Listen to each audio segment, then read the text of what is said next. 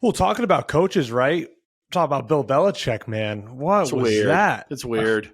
What? It's not a good situation.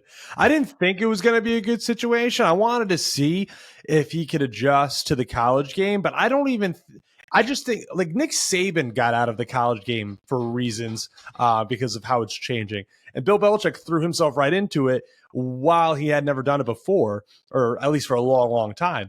So I don't see that working out. I think that might be a 1 year thing. I did not like what I saw this weekend. I think Bill Burr went on the Rich Eisen show It today was great. and said, did you see? He's like, Rich Eisen said, what do you think about Bill Belichick coaching North Carolina? He goes, well, what do you think about Joe Namath in a Rams jersey? It's great. It's like, pretty much, yeah, that's basically it. And so I do not see that working out. I feel bad for the kids in North Carolina who went there for him. I mean, it's very early in the season, but they got dominated. They got absolutely dominated. There's a reason why he's not coaching in the NFL. I think when you're that good and that as an NFL coach and you cannot get another head job in the NFL, what does it tell you? You know, Times have changed. Times have moved past. Yeah, and the owners, the reputation of how difficult I'm assuming that he was to deal with, and sometimes I'm sure Kraft was kind of, thank you very much for your service, but see you later. Probably ready to move on. And then you start losing. You're like, oh, geez, I could have put up with the, Mr. Grouchy Pants for a little while longer.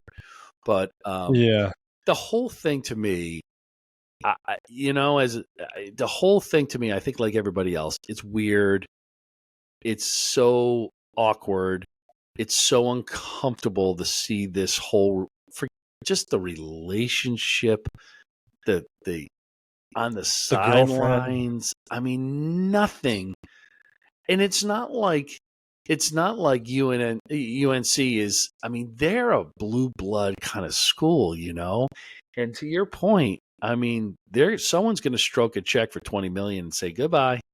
Like the sideshow is not worth it.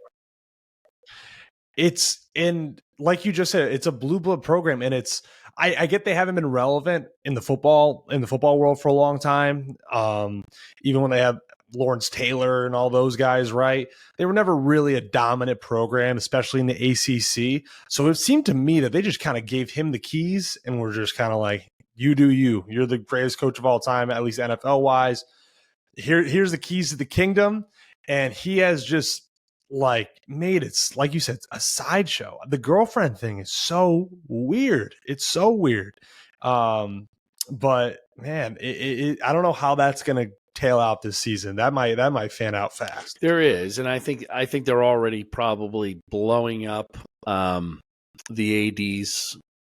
So whoever put pressure on the AD to make a decision about this is now calling him up and said, "Oh, I think mea culpa. I think we may screw that one up." And it all came down to them wanting to make a splash. The AD wanted to make a name for himself, and decided, let's get someone with a big name. How great is this going to be? So I think, if you've ever been in that position before, it's real, and sometimes you can't ultimately make the decision you want, or which the ones that you think that you need to make. You can't bring in someone who is kicking butt, the coach who, the guy that was at Assumption, then he went to Holy Cross, and then he went to, where's that, James Madison? He's what was it? What's his name?